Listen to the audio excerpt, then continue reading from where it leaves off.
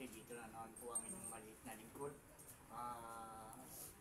Gaya ng dati, sa programang ito walang matatagpuan ang mga tunay na mga salita na hinahangad ng karamihan na kinaroroonan ng kaligtasan, mga kapatid.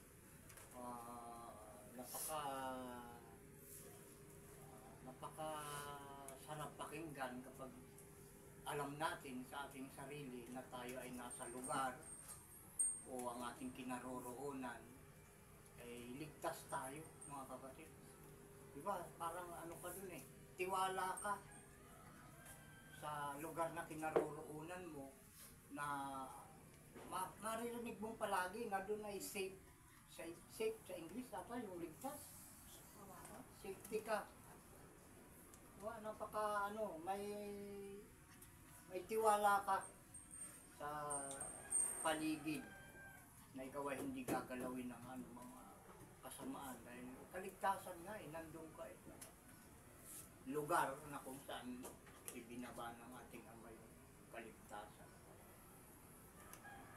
Kaligtasan ang pinakamahalaga, mga kapatid. Dahil tayo ay nasa sanglibutan na mapanganib. Ibig sabihin, kapag isang lugar ating ginagalawan ay mapanganib, mangangailangan tayo din ng pag-iingat. Mapanganib. Pero kahit anong pag-iingat natin, kapag tayo ay hindi sakop ng kaligtasan, walang kabuluhan ng pag-iingat, mga kapatid. Kahit hindi ka mag-ingat, kapag sakop ka ng kaligtasan, ang nasasakop ng kaligtasan, mga kapatid, yung sumusunod sa buong kautusan. Sanawa. Sakop ka ng kaligtasan, mga kapatid. Kahit hindi ka mag-ingat, pag sumusunod ka sa buong kautusan, mga kapatid, aalalayan ka ng kaligtasan. Bago tayo pumalaot sa ating usapin, mga kapatid, na dapat natin talagang malaman dahil pinapaalam sa atin, kaya ang utos sa atin ngayon, dito bawat mensahe na inyong mapapakinggan dito, mga kapatid, ang pinagdidiinan dito ay ang mayroong pakinig, may pangdinig na dapat ipangdinig. Ang may pakinig na dapat ipangdinig ay makinig. Ito yung palagi natin pinagdidiinan dito, mga kapatid. Yan ang isang pinakamahalagang parte ng katawan ng isang tao, yung mayroong kang pakinig. Dahil dyan mabubuksan ng iyong pangunawa sa pamamagitan ng pakikinig. Lalawak ang iyong pangunawa. Kung gagamitin natin ng tama ang ating pakikinig. At para maging tama, para maging sure natin na tama ang paggamit ng ating pakikinig, ang piliin natin na pakinggan ay ang mga salita ng ating Panginoong si Isawa. Iyon yung tama. At doon ang tama gamitin ang ating pangdinig. Sa inyong lahat, mga kapatid, saan man kayo naroroon, ano man ang inyong katayuan sa buhay, lahat ng nararating ng programang ito ng ating Panginoong si Isawa Ama, ang biyaya, awa at kapayapaan mula sa ating Ama sa pamamagitan ng Espiritu ng kanyang panganay na anak na si Isa na ating Panginoon ng mga Panginoon at ating Hari ng mga Hari ay sumainyo nawang lahat. Siya nawa at siya nawa. Siya nawa. Ito, mga kapatid, tayo yung nasa part 3 na. Kung hindi ako nagkakamali, part 3 na ata tayo. Nung pinamagatang ang may pakinig na dapat ipangdinig ay makinig. Yan, dito naman tayo sa dahil yun nga, nabanggit natin kanina, na kailangan tayo ay mapunta doon sa lugar na kinaroroonan ng kaligtasan, pang tawag dyan eh. Kahit yung mga mapanghimagsik eh, naghahangad din ng kaligtasan mga kapatid. Eh, may kaligtasan ba sa mga mapanghimagsik? O kung may nakikinig dyan ng mga mapanghimagsik, may kaligtasan ba sa inyo na mapanghimagsik? Yan ang ating yung bawat isa sa atin dapat nating suriin yan. Dahil ang taong mapanghimagsik, ikaw ang ating Ama, mapaparusahan.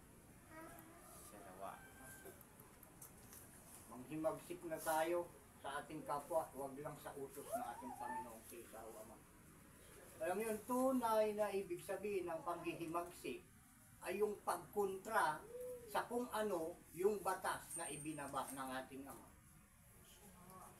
Pag hindi ka naniniwala doon, hindi ka sumusunod doon sa patakaran yun ng ating Ama, malinaw, mapanghimagsik ka. Sa madaling salita, isa kang rebelde. At sa mga nakikinig ngayon dyan na naranasan o kasalukuyan pa rin na dinaranas nila yung panghihimagsik. Itong programang ito mga kapatid, makakatulong sa inyo. Aret munta kayo sa lugar na tatawagin kayong masunurin. Mawawala na sa inyo yung yung pagiging rebelde. Mapanghimagsik. Oo mga kapatid, wala akong pinapanigan dito na kaliwa at kanan dahil ang utos sa akin ng ating Panginoong Kristo Ama, utos niya sa akin, huwag kang liliko sa kanan o sa kaliwa man. Kaya hindi ako pwedeng pumanig sa kanan o sa kaliwa. Diretso lang. Kung ano yung pinag-uutos ng ating Ama, doon lang ako mga kapatid.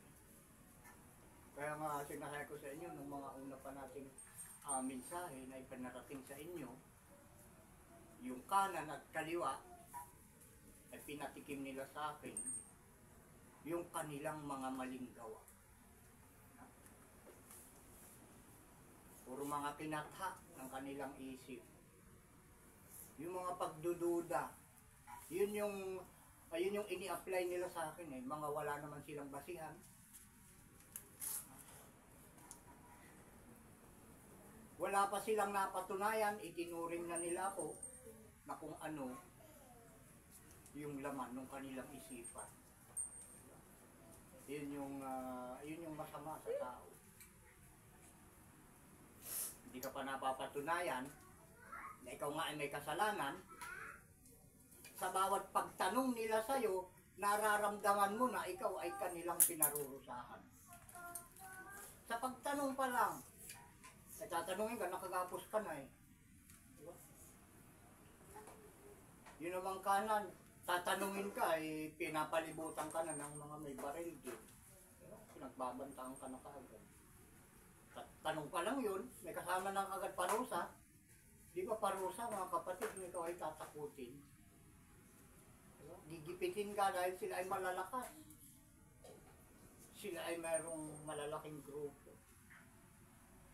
At alam naman ng mga taong may pinag-aralan na yung mga ganong gawain, panggigipit o pangapi sa kapwa ay yun yung tinatawag nila na karapatang pangtao, tinatanggal mo sa kanilang karapatan. Dahil ginigipit mo sila. Diba? Eh, ang karapatan ng tao ay huwag mo silang pagbabandaan na kung ano-ano, huwag mo silang sasaktan. Pakiusapan lamang. Nakagaya ng pakikipag-usap sa isang kapatid. Kung matanda ay magulang, ang tawa, ang turing. Diba? Tatay, ganun. Makipag-usap lang tayo ng matino. Hindi yung may kasamang panghaharas, pangbubuli. Yun yung ginagawa ng kanan at kaliwa. Alam na natin na ibig sabihin ng kaliwa at kanan. Sa atin na mayroon na tayong mga wastong gulang, alam natin yung kanan at kaliwa. Dahil yung kanan na nagsasabi doon sa kaliwa. Kayong mga makakaliwang grupo. Ibig sabihin, wala namang iba eh, nakaanan eh, kundi sila. Diba? Nasabi ko parehas Parehas sila na may kamalian. Ngayon, ito yung tama. Yan, ito yung tama ngayon kasi nasabi natin na ang may pakinig na dapat ipangdinig ay makinig. Dahil may katapusan, mga kapatid, ang lahat ng mga bagay. May katapusan ang ating pagtitiis. May katapusan yung mga masasama. At yung kamatayan, may katapusan din, mga kapatid. Yung masasama at makasalanan, yan ay mawawala. Yung mga pagtitiis natin, pagtitiyaga sa pagsunod sa utos ng ating Panginoong si Isawa Ma, yan ay may katapusan, mga kapatid. Ang katapusan niyan ay yung matanggap natin ang pangako ng ating Panginoong si Isawa. Yun yung katapusan doon. Unang-una, pinangako sa ating mga ninuno noon, dadalahin niya tayo, ang ating Panginoong si Isawa Ma, sa bundok na binubukalan ng gatas at pulot. Wow, masarap pakinggan ng ganon. At yun ay ating asahan. Pagkatapos, yung pinakadakilang pangako niya, magkakaroon tayo ng biyaya, awa, kapayapaan at buhay na walang hanggan. Diba? Isipin natin yung mga ganong klase ng pangako kung gaano kaginhawa ang pamumuhay pag tayo ay nakarating na sa ganong sitwasyon, mga kapatid. Isipin natin yung bagay na yun. At yung hindi natin mararating kung hindi tayo makikinig at susunod sa ating mga mapapakinggan. Yun ay matatagpuan lamang dito sa programang ito, mga kapatid. Ang ilaw ng sanglibutan na ang dapat mong gamitin dito ay ang iyong pakinig na dapat mong ipangdinig ay ipakinig mo, mga kapatid. At may kaunti tayong mga kapatid, nararamdaman sa ating lalamunan. Akala ko nga hindi tayo makakapag ngayon. Makakapagbigay ng mensahe sa inyo kasi yung lalamunan ko. Bahagi siguro ito ng mga nalalabi pang mga pagsubok.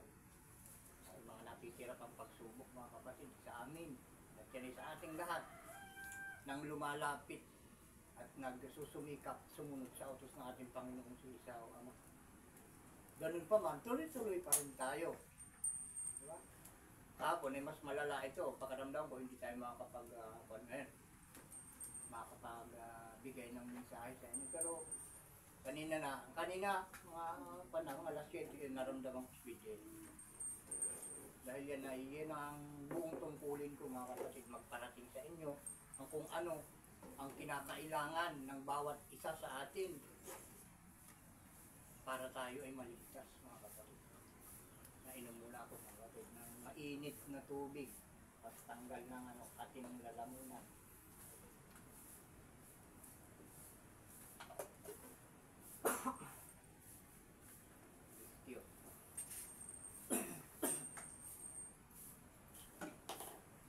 Ito yung nabanggit natin kanina na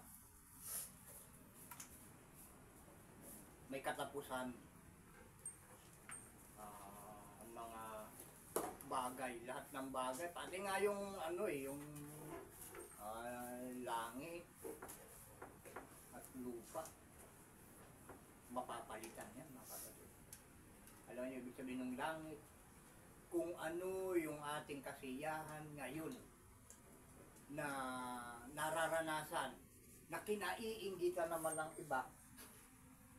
Baba, ako ay mayaman. Diba? Masaya pakaramdam. Iniisip ko pa lang, ay masaya na kapag mayaman.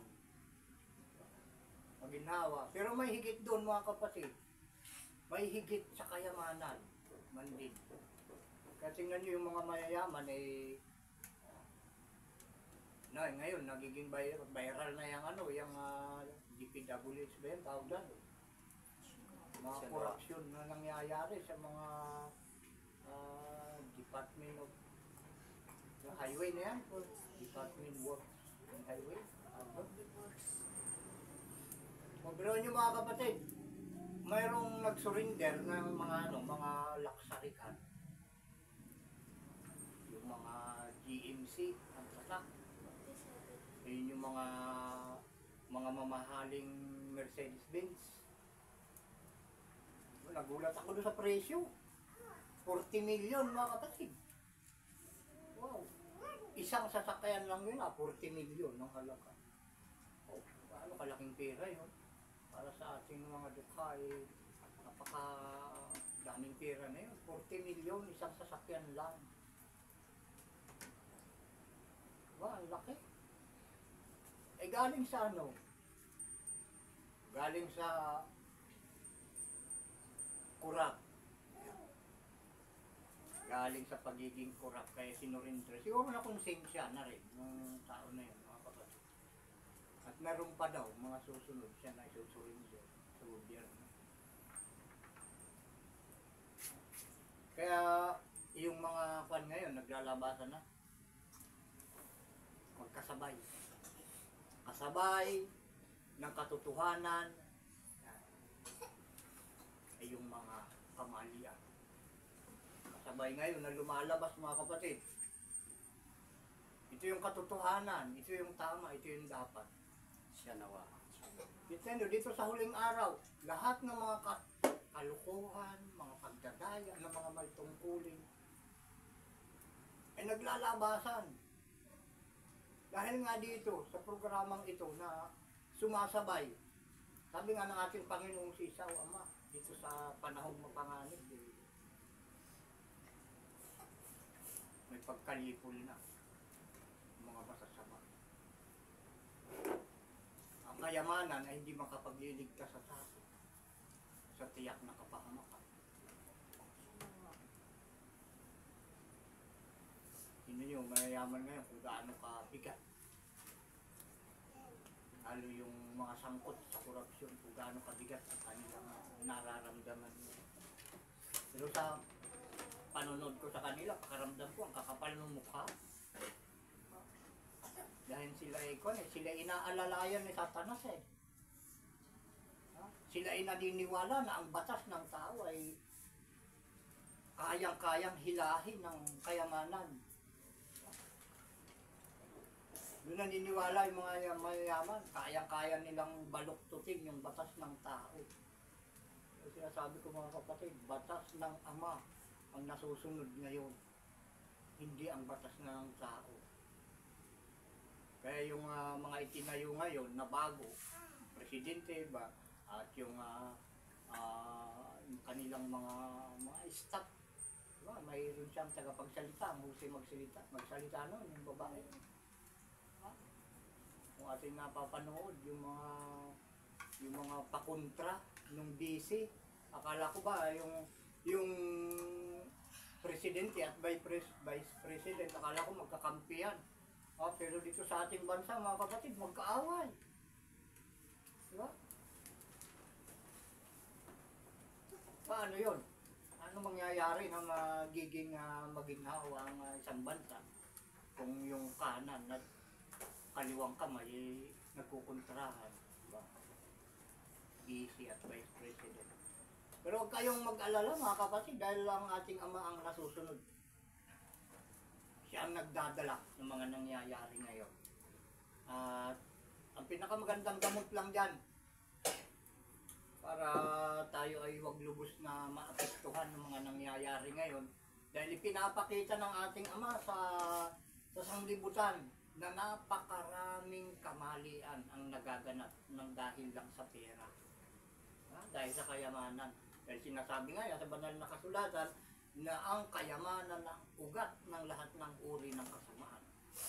Siya nawa. Kaya nangyayari yan ngayon, lumalabas yung mga ginawa. At yung iba kasalukuyan pa rin, nag-aapura, na gustong takpan yung mga nagawa nilang kasalanan, lalong dinadagdagan. Diba? Nahuli na nga, itutuloy pa. Hindi na nga tinapos. Ilang taon nang napirmahan, natapos na. Tapos nung lumabas na investigasyon, investigasyon na hindi pa pala tapos, ay nag-aapura, nag-overtime ngayon, natapusin. Ay lalong dinagdagan, di ba? Pinapakita lang nila na sila pala ay marunong ding matakot. Pero yung takot na ginagawa nila ngayon ay huli na. Huli na. Dapat kung may takot ka, ay huwag mong intayin na dumating yung galit. Tama ba tayo mga kapatid? Siya nawa. Kung marunong kang matakot, huwag mong intayin na dumating yung galit. Ha? Yung gawain na ikabubugso ng galit, huwag mong gawin, kapatid. Dahil may babala sa lahat ng gumagawa ng masama.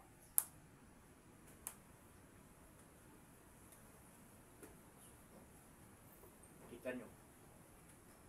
At ngayon mga kapatid, hanggat hindi pa dumarating ang kaganapan, ang kaparusahan sa lahat ng mga masama at ng mga suwail at ng mga makasalanan, ay paulit-ulit po ang inyong maliit na lingkod na magpapaalala sa inyo dito sa huling araw. Para yung iba na hindi talaga dapat na madamay sa pagkalipol ay ating maagaw natin sa kapahamakan. Mahila natin. Kaya tayo walang hinto hanggat hindi pa dumarating ang kaganapan. Nakaparusahan sa lahat ng mga masasama at mga makasalanan, mga kapatid. Dahil ang lahat ng mga masasama at makasalanan ay talagang malilipol, mga kapatid. May pagkalipol talaga yan. Kita nyo, yung una nating babasahin dito, mga kapatid. Tandaan nating mabuti. Ang may pakinig na dapat ipangdinig ay makinig.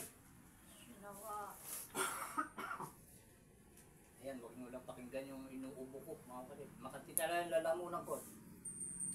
Pero hindi yan magiging hadlang para hindi natin maibahagi sa lahat ng mga salita ng ating Panginoon si Isaw Ama. Doon sa Isaiah 16:3 hanggang 4, meron tayong mababasa dito, mga kapatid. Ibukas na naman natin yung ating mga Bible, kung may Bible tayo dyan. Kung wala, ay yung papel at lapis, ihanda natin, mag-ilista na natin kaagad dito. Yung Isaiah 16:3 hanggang 4.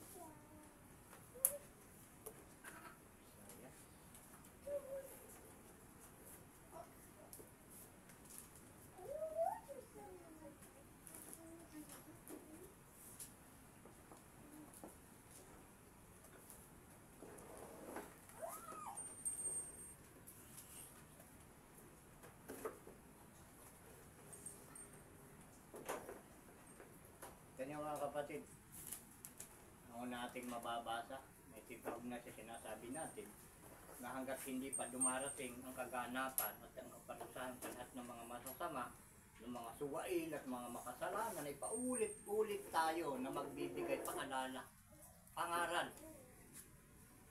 dito sa sanglibutan, mga kapatid. Dahil may paglipol nga.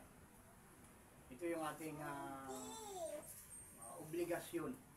Ito yung ating papel na dito tayo ipinako ng ating Panginoong si Isaw Ama. Pinapos na nga niya ako rito sa ganitong gawain, dito pa niya ako pinako. Kaya wala akong kawala dito, mga kapatid. Ano man yung nangyayari. Gaya ngayon, ang daming takot, maraming takot ngayon dahil may super bagyo na nandito ngayon. Ngayon, mga kapatid, ay buwan ng Septembre. Pizza 20 tayo ngayon, pizza 20 sa taong 2025. O ngayon, mga kapatid, may banta ng bagyo dito sa Northern Luzon. Luzon nito, mga kapatid, dahil tayo ay nandito sa Cagayan. Baggaw, Cagayan, ang kinaroroonan ng yung maliit na lingkod. May bagyo ngayon na napakalakas. Maraming natatakot. Maraming natatakot dahil may masisirang mais, may masisirang mga saging, sagingan. Ito ang ating pakaramdaman mga kapatid, dahil may pangako ang ating Ama dito sa huling araw na may lalaki na magiging kublihan sa bagyo at sa init ng panahon mga kapatid. Tandaan natin yan, yung salitang yan. Ito yung kaugnay nung binabanggit natin na tayo magpapaulit-ulit na mangaral o magpayo. Ito yung nakasulat mga kapatid doon sa Isaiah 16:3 hanggang 4. Basahin na natin. Magpayo ka. Diba mga kapatid, utos ito eh. Magsagawa ka ng kahatulan. Iyong gawin ang iyong anino na gaya ng gabi sa gitna ng katanghaliang tapat. Lalim na salita yun mga kapatid. Ibig sabihin niya, yung iyong buong pagkatao, yung iyong mga salita ay ipalaganap hanggat may araw pa, katanghaliang tapat. Ipalaganap yung mga salita dahil yung salita ng isang tao, yan ay nagsisilbing anino niya, mga kapatid. Yung kanyang mga pangaral, yan ay nagsisilbing anino. Ay ituloy natin hanggang sa tanghaling tapat. Ikubli mo ang mga tapon, huwag mong ilitaw ang palaboy. Yung mga tapon kasi mga kapatid ay yun yung mga inapi, mga hindi pinapahalagahan, mga binabaliwal ang mga tao. Ikubli mo ang mga tapon, huwag mong ilitaw ang palaboy. Tama ba? Ilitaw? Huwag mong ilitaw. Ibig sabihin na yung mga palaboy, yung mga walang yung mga salita na walang kabuluhan. Yung mga palaboy, kung saan nagagawi yung mga salitang walang kabuluhan, yun yung mga palaboy na ibig sabihin dito mga kapatid. Huwag idadamay o isasama sa pangaral mga kapatid. Yung mga palaboy. Sabi niya yung mga salitang kalye. Yun. Alam nyo, ibig sabihin mga kapatid. Sa 4, paratihin mong kasama mo ang aking natapon. Yun yung mga, yung mahal kasi ng ating Panginoong si Isa, yung mga walang kabuluhan sa paningin ng mga tao. Unang-una, yung utos niya, mga kapatid, ay walang kabuluhan niya sa paningin ng mga tao ngayon. Dito sa sanglibutan. Ilang taon na tayo na nagpapayo, nangangaral dito sa sanglibutan. 2017 mga kapatid. Ito, yung mga kapamilya ko pa lang ang nananatili mga kapatid. Ito yung ang aking natapon, ganyan. Patirahin mong kasama mo ang aking natapon. Dahil yun ka. Itinapon niya dito sa lupa yung kanyang mga salita. At yun ay nananatili sa atin mga kapatid. Tungkol sa Moab, maging kanlungan kaniya sa mukha ng mananamsam, sapagkat ang mamimighati ay mauuwi sa wala. Ang pagsamsam ay matitigil. Ang mga pamimighati ay malilipol sa lupain. Ganyo, yung mga mamimighati, alam niyo mga mamimighati mga kapatid, yung mga abusado, yan. Yung mga manghaharas, yung mga mangbubuli, yan, malinaw, sila ay malilipol sa lupain. Yan. Kaya wala tayong hinto sa pagpapayo, pangaral. At paalalahanan yung mga taong namimighati o nang aapi dahil sila ay mga karamihan nga, mga mayayaman, mga nangaaping malalakas, mga may pinag-aralan. Malalakas yung mga katawan, binubuli yung mga mahihina, inaapi yung mga walang kalaban-laban. Yung mga nang-aaping yun, mga kapatid, sila yung number 1 na malilipol. Ang Biblia ang may sabi, mga kapatid, kababasa lang natin. Diba? Kaya kailangan natin palaging magpapayo na upang mabigyan ng pag-asa yung mga binubuli, yung mga inaapi, hinaharas, na yung mga hinaharas, binubuli na yan, mga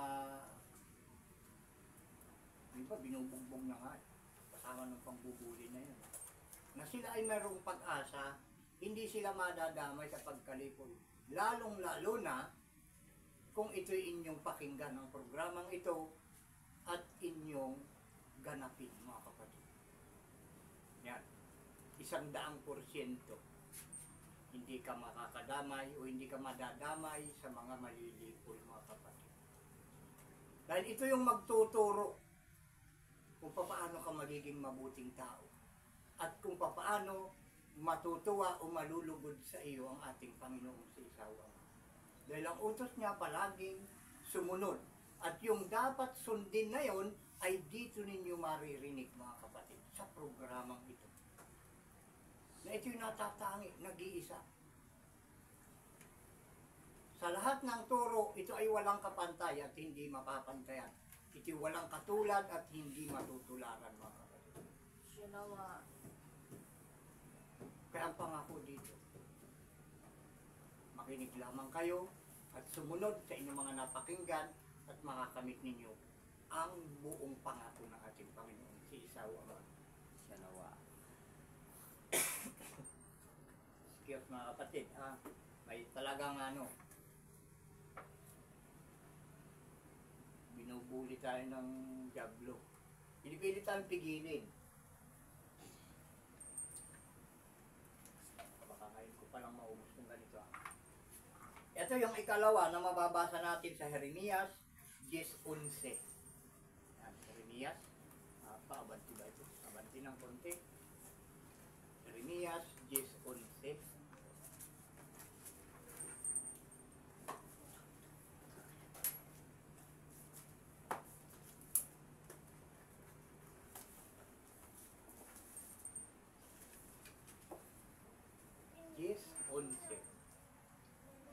Lang. Basahin na natin, Jeremias 10:11 kung atin ang nasagpuan. Nawa. Makinig na mabuti. Kapatid, gamitin ang pakikinig. Ganito ang inyong sasabihin sa kanila. Kita niyo, utos na naman ito. Di ba? Ganito ang inyong sasabihin sa kanila. Ang mga Diyos na hindi gumawa ng langit at ng lupa, ang mga ito, ang mga lilipol sa lupa at sa silong ng langit. Siya nawa. Alam niyo ba yung ibig sabihin nito, mga kapatid? Sino yung Diyos na hindi gumawa ng langit at ng lupa? May kilala ba kayo, mga kapatid? Ako'y marami. Marami akong kilalang Diyos na hindi gumawa ng langit at ng lupa. Yung mga inililibot. Anong buwan inililibot yon? Yung black, anong tawag doon? Mayo po. Black Rosary, yung revoltong itim. Black Rosary. Black, ay black na, itim na Nazareno. Itim na tawag, di ba yun? Itim na Nazareno. Di ba itinuturing yan ang karamihan na Diyos? Pakinggan yung mabuti, mga kapatid. Kapag sinasamba mo kasi yung isang bagay, ito man ay hayop o bato, o bakal, o tanso, o ginto, ay itinuturing mo yung Diyos dahil sinasamba mo eh. Pag Pagbasa natin mabuti, ating balikan yung ating binasa, Jeremias 10:11. Ganito ang inyong sabihin sa kanila. Ang mga Diyos, tingnan nyo. Kung kayo may Biblia, tingnan nyo yung spelling ng Diyos. Small d, maliit na d. Pero yung tunay na Diyos, mga kapatid, tingnan nyo doon sa 10. Balikan natin yung 10. Sa itaas nitong 11. Ngunit ang Panginoon ay tunay na Diyos. Tingnan nyo, ang pinagkaiba ng Diyos na hindi gumawa ng langit at ng lupa. Ang Diyos na hindi gumawa ng langit at ng lupa, ang mga ito ang mga lilipol sa lupa at sa silong ng langit. Pero yun doon sa taas, ngunit ang Panginoon ay tunay na Diyos. Ngayon, yung tunay na Diyos, tingnan nyo yung spelling ng kanilang pangalan. Capital D. Diba? Ngayon, yung Diyos-Diyosan na hindi gumawa, ay paano makakagawa ng langit at ng lupa? Rebulto nga. Ginawa sila ng tao eh. Ano makakagawa ng langit at ng lupa ay yung ginawa ng tao? Ay ang tao ay ginawa nung gumawa ng langit at ng lupa. Magkaiba sa spelling pa lang, magkaiba na spelling pa lang ng pangalan. Malayo niya. Maliit at malaki, magkalaban. Sabi sa English, no match. Pwede ba maglaban yung maliit at malaki? Talong-talo yung maliit. Kaya nga siya maliit dahil under ng malaki. Walang kakayanan. Iyon mga kapatid yung malilipol. Ang hindi gumawa, ang mga Diyos na hindi gumawa ng langit at ng lupa, ang mga ito ang mga malilipol sa lupa at sa silong ng langit. Yan na naman. O sino ngayon yung may mga Diyos dyan mga kapatid? Na hindi naman gumawa ng langit at ng lupa. Tingnan nyo, malilipol yan. Kaya lahat ng pumapasok dito mga kapatid, na mayroong Diyos-Diyosan, hindi pinapahintulutan ng Ama. Na makapasok dito hanggat hindi mo pinasusunog sa akin yung Diyos-Diyosan mo. Pag pinasunog mo sa akin yan, pwede ka lang pumasok kung may Diyos-Diyosan ka. Marunong bang gumawa ng langit at lupa, yung sinasamba mo kapatid? Yung Diyos-Diyosan, yung binubuhat mo kapag may bagyo, baka mabasa. Kinakarga mo. Mas mahal pa kayo sa anak mo, ginawa lang ng kamay ng tao. Pinagdadasalan mo. Inuulit ko, kapag may bagyo, kakargahin mo yan, itatago mo kung saan yung safety lugar doon mo linalagay. Imbis na ikaw ang protektahan, ay ikaw ang pumoproteksa. Protekta sa Diyos mo. Ba naman yan mga kapatid? Masyado naman kayo nagpapaalipin sa kasinungalingan. Kasinungalingan yan eh. Ngayon, pag kayo'y naging alipin ng kasinungalingan, dahil hindi naman talaga totoong Diyos, ba't sinasamba natin? So ngayon, pag mananatili tayong ganon, alam na nating mali, ginagawa pa natin. Alam natin hindi tama, ginagawa pa rin natin. Ano ang may tuturing o may tatawag natin sa mga taong ganon? O kayo mga kapatid, na mag-comment kayo. Alam mo hindi tama, alam mo mali, ba't ginagawa mo pa? Ngayon, kung ikaw ay ganon, ano ang tawag mo sa sarili mo? Ikaw magsabi, kapatid, kung ganon ka, sumasamba ka sa ibulto na ginawa ng kamay ng tao, na yan ay pinagbabawal ng ating Ama, at nakasulat na yan ay malilipol, masusunog. Kaya dito nga sa amin, sinusunog yan. Hindi ka pwedeng pumasok dito pag may ibulto. Yan ang tunay. Dahil kung ano yung utos ng ating Ama, yun yung naghahari dito, mga kapatid. Sinawa. Yun ang sinusunod namin, yun ang hari namin, yung utos niya. Yun yung founder namin. utos. Mga kapatid. Hindi yung utos ng tao. May pagsamba sa ribulto na yun, utos yan ng Kastila. Eh, hindi naman natin kaano-ano yan, tayong mga Pilipino, mga kapatid. Napakalabo. Kaya sana imulat nga ninyo yung mga mata. Huwag na kayong magpaalipin sa kasinungalingan. Kung ayaw yung malipol, dahil magkakasama eh.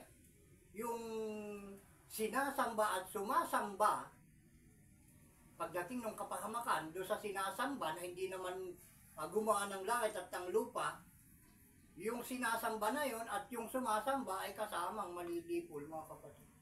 Yan, magkakatabi sila eh. Diba? Damay karong. Yan. Mayroon pa tayong mga babasahin, mga kapatid. Sana naunawaan niyo ito. Siya nawa. Ito isang pagmumulat lamang. At sabi ko nga, dito sa programang ito, bawal ang kasinungalingan. Kahatulan niyo ang mga sinasabi ko. Suriin ninyong mabuti ang mga sinasabi ko, sapagkat lahat ng naririnig nyo sa aking mga salita ay hindi sa akin. Ito ay salita ng ating Panginoong si Isa o Ama na lumikha ng lahat ng mga bagay na nakikita at hindi nakikita. Siya nawa. Hindi ito sa akin. Ako'y napag-utusan lamang dahil ako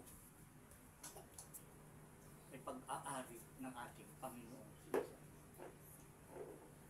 Siya nawa. Dahil ako'y pag-aari niya, siya lang ang may karapatan sa akin na mag-utos na kung ano ang dapat kong gawin, kung ano ang dapat kong salitain. At ganun din kung ano ang aking dapat kainin, mga kapatid.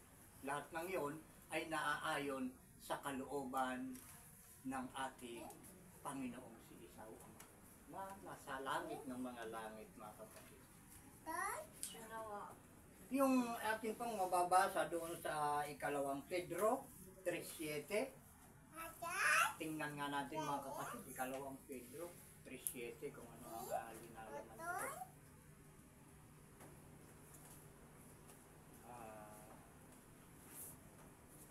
Ikalawang Pedro.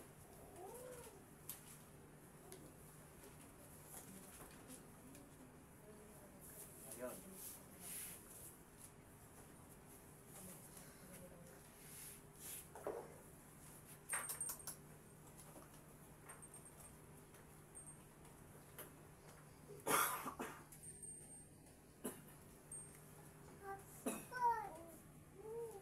Kita nyo, mga kapatid, may patunay na naman dito. At ito ilang ulit na natin nabanggit, ilang ulit na ma-check ito, mga kapatid. Check na naman natin. Kalawang Pedro, yung pagkabanggit natin kayo. 3:7. O, 3:7. Basahin na natin. Ngunit, tama ba? Siya nawa. Ang sangkalangitan nga, Ngayon. Ngayon. ano? Ngayon po. Ngayon po.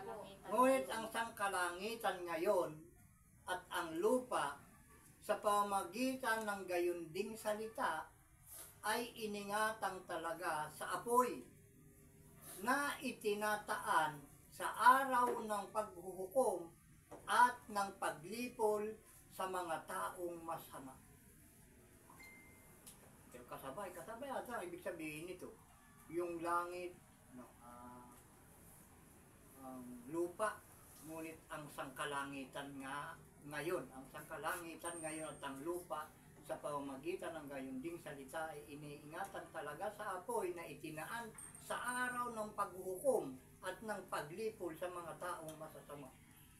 O, alam niyo, ibig sabihin nito, mga kapatid, yung sangkalangitan at ang lupa ay talagang inilaan sa apoy.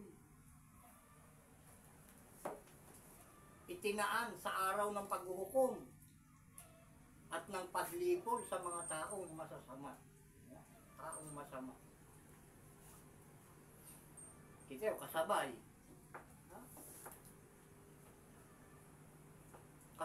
Kasabay nung pagsunog sa langit at ang lupa. kasama na yung taong masasama. Ang kasabay nung paglipol. Ngayon, bakit ang tao ay nagiging masama? Tanungin natin ang ating sarili. Bakit ang tao ay nagiging masama? O magtanong tayo sa ating katabi. Bakit ang tao ay tinawag na may masama? Ang tao may tinatawag na masamang tao. Ano ang ating makikita na palatandaan sa isang tao na masama, mga kapatid? Para malaman natin na ang tao ay masama, ano ang palatandaan? Alam na ba natin yan, mga kapatid? Unang-una, sinungaling. Diba? Sabi ng ating ama, huwag ka magsisinungaling. Kalawa, magnanakaw. Mamamatay tao. Lahat ng mga bagay ng kapwa, pinag-iinteresan. Hinahangad na mapa sa kanya. Yung mga uri ng kasamaan, at lalong-lalo na mga kapatid, pag hindi mo sinunod yung 10 utos, na yun ang makapagpapabuti sa isang tao, yung 10 utos. Pag hindi mo alam yon, kabilang ka sa taong masama, mga kapatid. At kabilang ka rin sa mga malilipot. Kaya napakahalaga yung makinig dito sa programang ito, mga kapatid. Para yung kinagis na natin ng mga masasamang gawa na sa atin ay nagpapasama, ay alisin na natin. May panahon pa, mga kapatid. Kaya andito ngayon itong programang ito yung oras para malaman natin at maalis sa ating pagkatao yung kasamaan, mga kapatid. Sundin natin kung anong utos ng ating Ama na siyang makapagpapabuti sa atin. Para huwag tayong madamay sa paghuhukom sa taong masasama, mga kapatid. Kaya inuulit natin palagi na ang pakinig ay napakahalaga. Kaya itong programa ito, hindi na mawawala yan. Sa bawat inire-release natin na mensahe, nakakapit na ito. Yung ang may pakinig na dapat ipang pakinig ay makinig. Para wala kayong susumbat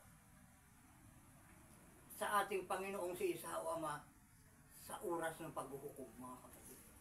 Dahil kumpleto na eh. Dito sa programang ito, kumpleto eh. Nandito yung kaliligtas eh. Andito yung paraan para tayo maging mabuting tao. Para kalugdan tayo ng ating Ama. Gamitin yung pakikinig. At itong cellphone, mga kapatid, ito hinilikha, ipinasok ng ating Panginoong si Isa o Ama sa isip ng mga tao na gawin para number 1 na magamit sa pakikinig at upang matupad ang utos ng ating Panginoong si Isa o Ama. Hindi ito pinagawa ng ating Panginoong si Isa o Ama sa mga tao na ikalat upang gawin at gamitin lamang sa kalukuhan, mga kapatid. Kaya ano pa ang masasabi natin ngayon sa ating Ama? Sa langit. Binigay na sa atin ang lahat ng pagkakataon ngayon. Ginagamit na niya ang lahat ng kanyang paraan para tayo lamang ay maligtas, mga kapatid. At ito inyong maliit na lingkod na nagsasalita ngayon sa harap mo, na kung inyong papanuurin lamang ay hindi ka panipaniwala dahil sa itsura, yung pagmamasdan mo, yung kanyang pamumuhay, napakahirap. Diba? Dukha lamang ito, mga kapatid. At talagang nung mga unang panahon, mga kapatid, gumagapang talaga ng husto ito sa hirap, mga kapatid. Kaya hindi nyo pa naranasan, mga kapatid, na manananghalian kayo ng bayabas. Diba? Pero walang ano yun. Walang reklamo. Mas maganda na yung mananghalian ka ng bayabas mga kapatid kaysa sa magnakaw ka. Eh walang trabaho. Diba? Tapos na yung mga gawain. Wala nang ibang trabaho. Wala namang nagpapautang. Hindi ka naman papautangin kapag wala kang trabaho. At alam nilang wala kang pagkukunan ng ibabayad. Hindi ka pa uutangin. Eh maraming bayabas dyan. Libre. Diba? O, pwede kaya lang maasim-sik mura mga kapatid. Eh naranasan kong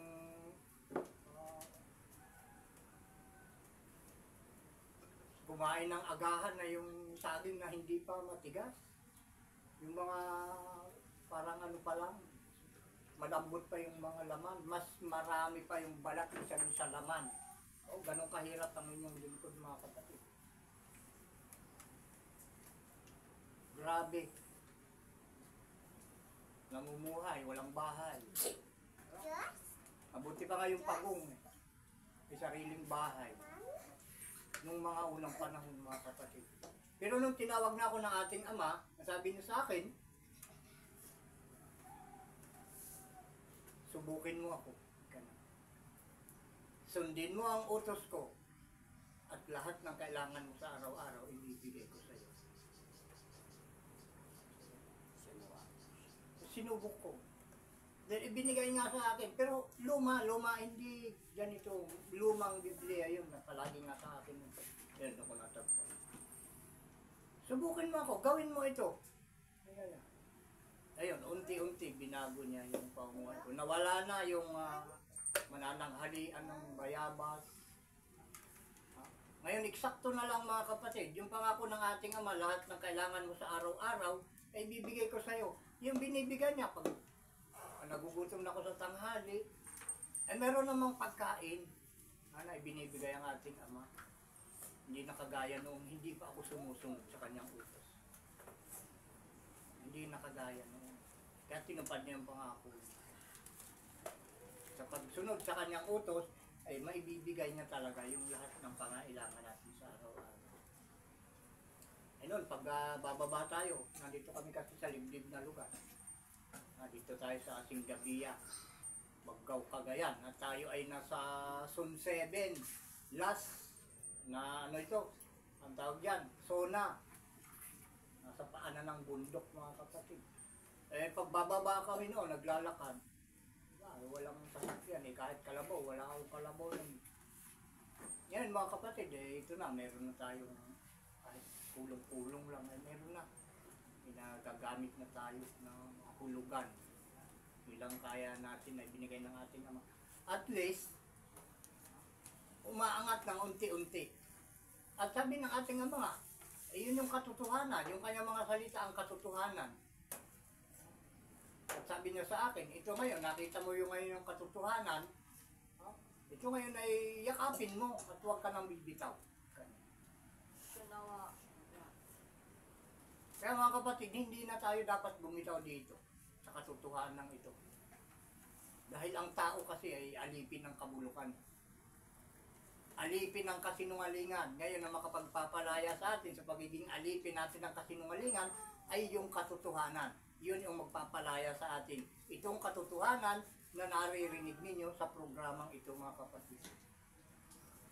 Mawawala yung pagkaalipin natin ng kasinungalingan. Dito bawal yung sinungaling. Bawal yung madaya. Puro pagsunod lang sa utos ng ating Panginoong si Isao Ama. Ito, marami yung mga malilipol mga kapatid eh. Hindi lang yung mga makasalanan, yung mga malilipol mga kapatid. Kahit nga yung ano eh. Ito, para malaman natin ng kabuuan kung ano pa yung mga malilipol. Basahin pa natin yung aklat ng mga awit,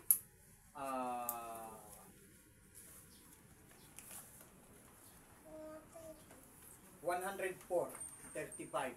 Atras tayo ng kapatid. Aklat ng mga awit, 104.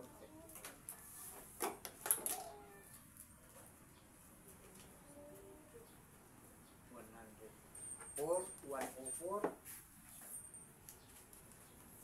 105. Ayun, halos kagaya din nung ano mga kapatid, yung nakasulat dun sa ikalawang Pedro, yung nakasulat.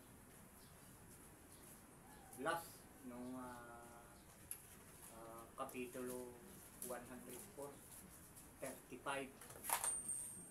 Yan, kuha na natin. Siya nawa. Siya nawa. Kita nyo mga kapatid, basahin na natin. Malipol nawa. Ayan, tama ba? Siya nawa. Malipol nawa ang mga makasalanan sa lupa at mawala nawa ang masama. Purihin ang Panginoong Isa, ang kaluluwa. Purihin natin ang Panginoong Isa. Siya nawa. Kaya malilipol talaga. Dalawang beses ang binanggit sa banal na kasulatan na malilipol ang mga makasalanan sa lupa at mawawala. Yun, nasa panalangin, mawawala nawa ang masama. Diba? Siya nawa. Ngayon at alam na natin na malilipol at mawawala ang masama, ay iwasan natin. Iwasan na natin yung mga bagay na ating ikasasama. Para wag tayong maging masama, iwasan natin yung mga bagay na ayaw ng ating Ama na siya ang dahilan kung bakit tayo ay nagiging masama. Ang dahilan, inuulit ko, ng pagiging masama ng isang tao ay ang hindi nila pagtupad sa 10 utos. Yun yung dahilan, mga kapatid. At mayroon pa na mga nababanggit dito doon sa Juan 11:25-26. Ano yung ating ano dito? Juan 11:25.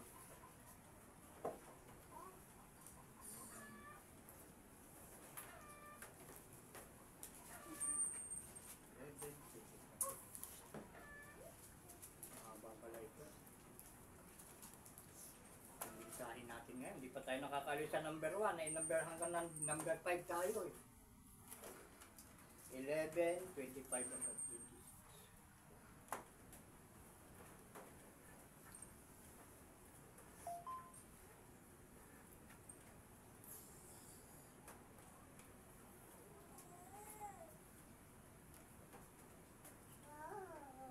Ay binaliktad dito mga kapatid. May ano, mayroon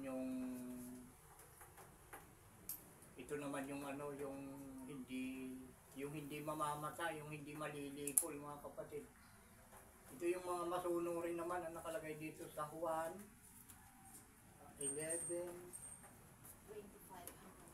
25 hanggang 26. Tignan nyo mga kapatid, may pangako siya para huwag kang malipol eh. Nandito, basahin na natin. Ito para sa ano, ito yung pag-asa ng mga gustong siya ay huwag madamay sa pagkalipol. Ito yung dapat natin gawin. Basahin natin 11, 25, 26. Sinabi sa kanya ni Isa, ako ang pagkabuhay na maguli at ang kabuhayan. Ang sumasampalataya sa akin, bagaman siya mamatay, gayon may mabubuhay siya. Ibig sabihin pala mga kapatid, yung mga namatay na hindi sumampalataya ay hindi na mabubuhay. Yun lang mga namatay na sumampalataya ang mabubuhay. Sabi ng iba ay lahat tayo bubuhayin kung may namatay. Pero ito yung sa 27, ito yung basahin natin mabuti, ay 26. At ang sino mang nabubuhay at sumasampalataya sa akin ay hindi mamamatay magpakailanman. Yan, ang tanong, sinasampalatayanan mo ba ito? Siya nawa. Noon. Diba? Kapag sinampalatayanan mo ito, ang babanggitin mo, siya nawa. Diba? Siya nawa. Ito yung totoo. Ngayon, yung mga unang panahon, yung mga namatay na hindi naman sumampalataya, sabi ng ating Panginoong si Isa sa kanila ay wag mong sabihin kanino man na ako ang Kristo. Eh, nung nangyari, mga kapatid, ipinangaral nila ay si Kristo daw ang pag-asa ng mundo. Ay ang utos, doon sa 12 apostol na yun, ay huwag sabihin kanino man na siya ang Kristo. Aba, ipinangaral pa rin. Kaya yun, mga nangamatay, eh, hindi naman tayo mahatol na sila ay hindi na mabubuhay muli, yung 12 yun, dahil ang nakasulat dito na sinasabi sa 25, sinabi sa kanila ni Isa, ako ang pagkabuhay na maguli at ang kabuhayan ng sumasampalataya sa akin, bagaman siya'y mamatay, gayon may mabubuhay siya. Ngayon, ikaw ay inutusan na sinasabi ng ating Panginoong si Isa na huwag sabihin kanino man na siya ang Kristo. Pinangaral mo pa rin na si Kristo pag-asa ng mundo. Ay ang utos sa'yo, huwag sabihin kanino man na siya ang Kristo. Diba? Pinaral na sa atin yan noon. Nawa. Ngayon, lumalabas na kinontra mo yung utos. Ay hindi ka sumampalataya pag gano'n. Ngayon, namatay na, may pag-asa pa ba siyang mabuhay? Ay anong sabi sa ating, ng ating Panginoong si Isa? Pag ikaw ay sumampalataya, bagaman ikaw ay mamatay, mabubuhay ka. Paano ipapakita na ikaw ay sumasampalataya sa ating Panginoong si Isa? Di ba yung pagsunod? Siya nawa. Siya nawa. Ngayon, hindi mo sinunod yung sinabi niya. Huwag sabihin kanino man ako, Kristo. Sabi niya. Eh, pinangaral mo. At yan ngayon ang sinusunod ng mga tao. Na si Kristo daw ang pag-asa ng mundo. Yung bang kahirapan, ang pag-asa ng mundo. Yung bang pagdurusa, yung crisis. Yung crisis, iyan ba ang pag-asa? Diba? Crisis na naman. Sasabihin mo. Ayun yung Kristo, yung paghihirap, pagdurusa, kahirapan. Mga kapatid. Kaya nga siya pinahirapan eh. Dinusa. Pinarusahan nang wala namang kasalanan. Ngayon, ba't tayo aasa doon sa Kristo? Ay ang pag-asa ay nasa ating Panginoong si Isa. Dahil walang ibang pangalan sa silong ng langit na ibinigay sa tao, nasukat nating ikaligtas. Ibig sabihin ng walang iba, ibig sabihin noon, nag-iisa lang. Siya nawa. Yun yung pag-asa, nag-iisa. Andun sa Zacarias 14:9. Ang pangalan ng ating Panginoon ay isa kapag siya'y naghari sa sanglibutan, sa buong lupa. Siguro sa inyo, mga matagal nang nakikinig sa programang ito, alam at tukoy na ninyo yung ibig kong sabihin. At ito, kagaya ng ating nabanggit kanina, na kailangan ipapangaral. Nando kanina sa Isaiah 16:3 hanggang 4. Ipaalam, ipangaral, ipaalala yung mga salita nito. Kaya may pag-asa mga kapatid dun sa na sino mang nabubuhay at sumasampalataya sa akin ay hindi mamamatay magpakailanman. Period. Tapos may tanong, sinasampalatayanan mo pa ba ito? Yun ang tanong. Ngayon nga, kung sumasampalataya ka, mayroong siyang sinugo eh. Dito sa huling araw. Makakarating tayo dyan. Ngayon, yung paglipol pa rin mga kapatid,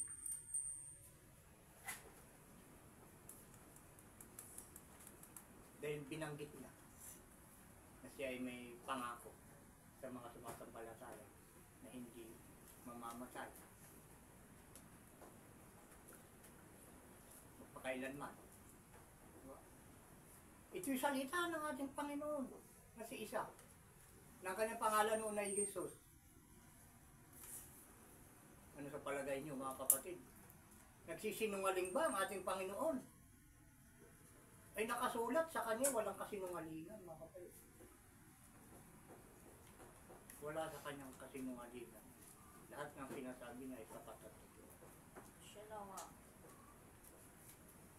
Kapag sinabi niya, nangako siya na ikaw ay hindi mamatay, ang sino mang nabubuhay Oh, ngayon mga kapatid, lahat tayo na nakikinig dito, buhay. Di ba? Buhay tayo. At sumasampalataya. Yun lang ang problema kung hindi tayo sasampalataya. Sumasampalataya sa Kanya ay hindi mamamatay magpakailanman.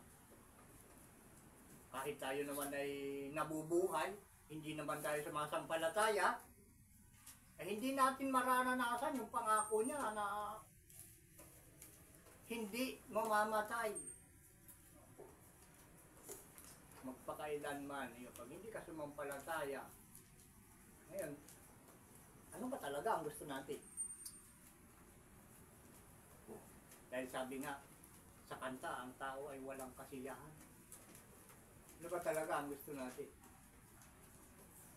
Mabuhay ba o mamatay? Mabuhay. Ayun. Kung mabuhay ang gusto natin mangyari sa atin, mabuhay, tayo sumampalataya, sumunod sa utos natin, Panginoong si Isaw. Kung gustong mabuhay. Ngayon, malinaw mga kapatid, yung hindi sumasampalataya sa programang ito na ibinaba ng ating Panginoong si Isaw Ama, ang hindi sumasampalataya dito, malinaw, ayaw mong tumanggap ng buhay na walang hanggan. Ayaw sumasampalataya lang. Nakikinig, sumasampalataya, lalong-lalo na dito sa programang ito mga kapatid. Sila lang ang naghahangad ng buhay na walang hanggan. Kaya alam na natin, yung mga nakikinig dito at hindi naman sumasampalataya, malinaw, ayaw nila ng buhay na walang hanggan. Kaya wag mong sabihin, ikaw na nakikinig na gusto mo rin magkaroon ng buhay na walang hanggan, wag mong sabihin na gusto mo, kung hindi ka naman susunod sa programang ito mga kapatid. Malabo mong makamit yung hinahangad mong buhay na walang hanggan. Ang pag-asa mo, sabi mo, lahat mamamatay. Yan ang bukang bibig ng karamihan, lahat mamamatay. Alam niyo mga kapatid, ang dapat na mamatay sa lahat ay yung paggawa ng masama. Yun ang dapat nating patayin mga kapatid. Mabuhay tayo sa pagsunod sa utos. Yun ang dapat nating patayin.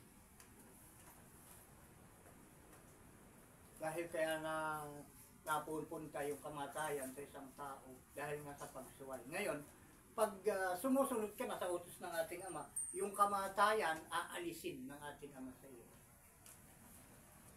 Dahil ang may-ari ng kamatayan ay ang diablo. Pag inalis ng ating Ama yung diablo sa puso at isip mo, ang hahalili ay ang utos ng ating Ama na kinaroroonan ng buhay na walang hanggan. Lilipulin ng ating Ama ang kamatayan sa pamamagitan ng pagsunod mo ng kanyang buong kautusan. Kita nyo, basahin natin dito sa Hebreo 2:14. Tapos bigla tayong lilipat sa unang Korinto 15:20. Hebreo 2:14.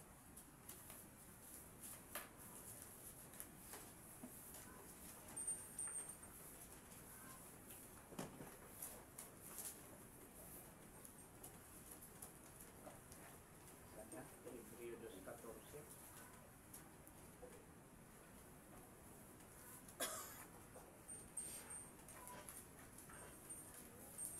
Paano natin? Hindi pa. Siya nawa. Excuse mga kapatid, talagang nabanggit ko sa inyo kanina pa na makasipong lalamunan. Inom na naman tayo.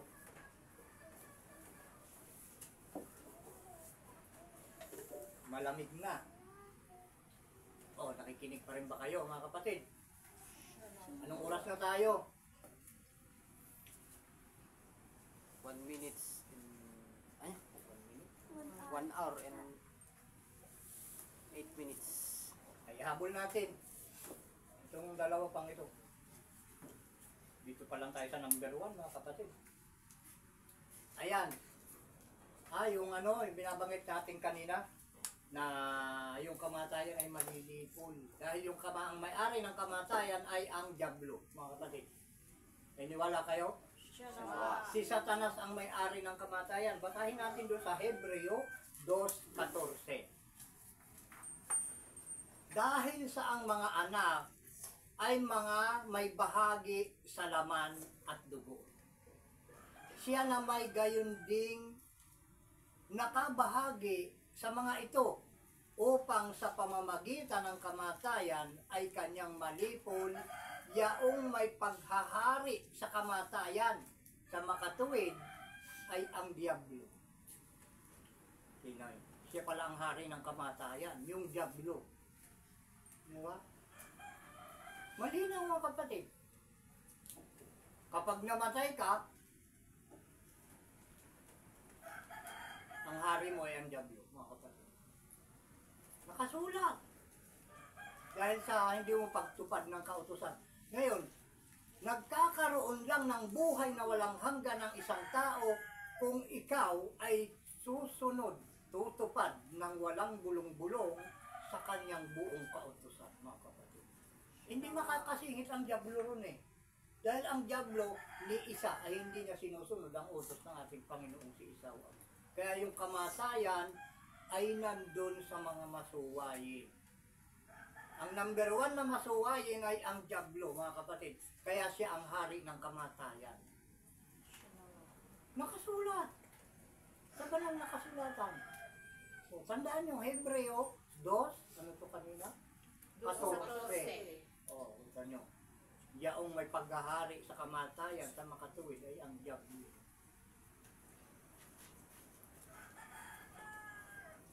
Upang sa pamamagitan ng kamatayan ay kanyang malipol, yaong may mga paghari, yaong may paghahari sa kamatayan sa makatuwid ay ang Diablo. Diba? Siyang hari ng kamatayan. Ibig sabihin, lahat ng kamatayan ay sumusunod sa kanya. Dahil siya hari ng kamatayan. Lahat ng namamatay ay sumusunod sa Diablo. At lahat naman na nabubuhay at nagkakaroon ng buhay na walang hanggan ay sumusunod sa ating Panginoong si Isa. Siya nawa. Kita nyo? Doon ngayon tayo sa unang Korinto 15:26.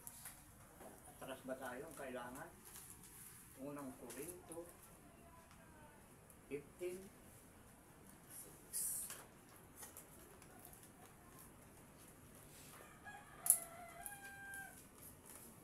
Dahil si Satanas kasi mga kapatid, yan ay talagang pupuksain ng ating Ama. Mawawala na yung mga kasinungalingan, mawawala na yung mga pang-aapi, lahat ng mga gawaing masasama, mawawala na yan eh. Dahil sinabi nga natin kanina, na ating nabanggit na malilipol ang mga makasalanan sa lupa, mawawala masama. Siya nawa. Yan ay lalang ng Diablo mga kapatid. Ngayon, yan ay may, sabi ko nga kanina rin, na ang lahat ay may hangganan. Lahat ng pagtitiis natin ngayon sa pamamagitan ng pagtupad natin ng buong kautusan, yan ay may hangganan. At ang kapalit nga yan, biyaya, awa, kapayapaan at buhay na walang hanggan, mga kapatid. Kaya ito yung ating mababasa dito sa unang Korinto 15, 26. Basahin natin mga kapatid bilang panghuli. Ang kahuli-hulihang kaaway na lilipulin ay ang kamatayan. Siya nawa. Kita niyo mga kapatid, lilipulin ng ating Panginoong si Isaw Ama ang kamatayan. Yan ay sa pamamagitan ng paghahari ng buong kautusan sa ating kalooban, mga kapatid. Lahat ng utos ng ating Panginoong si Isaw Ama na sa atin ng kalooban, ang kamatayan ay mawawala na sa atin. Dahil ang kamatayan ay nagmumula kay Satanas na siya ang hari din ng kasinungalingan, mga kapatid. Pag sinungaling ka, kamatayan nagbabantay sa'yo. Ibig sabihin, ang Diablo nagbabantay sa'yo. Ngayon, kapag ikaw ay masunurin na sa ating Panginoong si Isa o Ama, nilipol na ng ating Ama yung kamatayan sa iyong pagkatao. Kaya sinasabi na rito, kapag sinunod mo na yung utos, sa bandang huli, tatanggalin yung kamatayan sa buhay mo. Kaya sinabi niya, ang kahuli-hulihang kaaway na lilipulin ay ang kamatayan. Pag sinunod mo ang buong kautusan sa bandang huli, buhay na walang hanggan na ibibigay sa iyo ng ating Panginoong si Isa. Siya nawa. At sa pamagitan ng mga kapatid, tayo ay pansamantala na muli ay maghihiwa-hiwalay. At sa susunod na Sabado, sa ganito ding araw at oras, at tayo ay muling magsasama-sama. Sa inyong lahat mga kapatid na walang sawa, na nakikinig at sumusubaybay sa programang ito ng ating Panginoong si Isa o Ama, saan man kayo naroroon, anuman ang katayuan ninyo sa buhay, ang biyaya, awa at kapayapaan mula sa ating Ama sa pamamagitan ng Espiritu ng kanyang panganay na anak na si Isa na ating Panginoon ng mga Panginoon at ating Hari ng mga Hari ay sumainyo naman lahat. Siya nawa at siya nawa. Siya nawa. Pakinggan niyo pa mga kapatid ang magpapatuloy.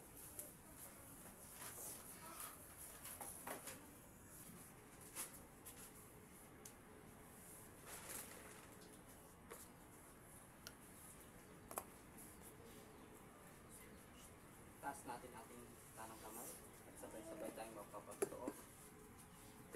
Ang Magpawalang halaga sa usapan ni Moises, sa katotoo ng dalawa at tatlong saksi, ay mamamatay na walang awa.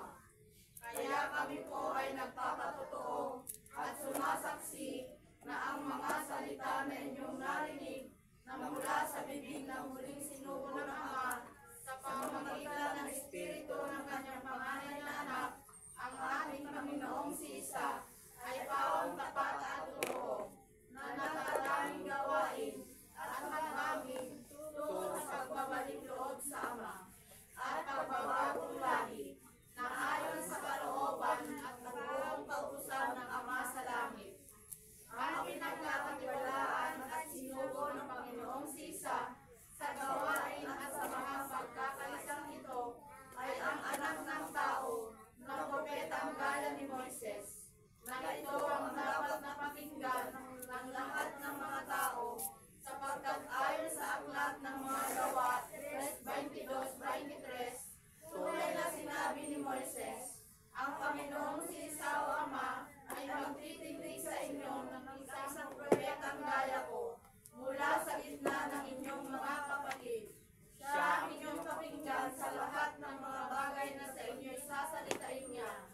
At mangyayari na ang bawat kaluluwa na hindi makinig sa propetang yaon ay pupuksaing lubos sa gitna ng bayan.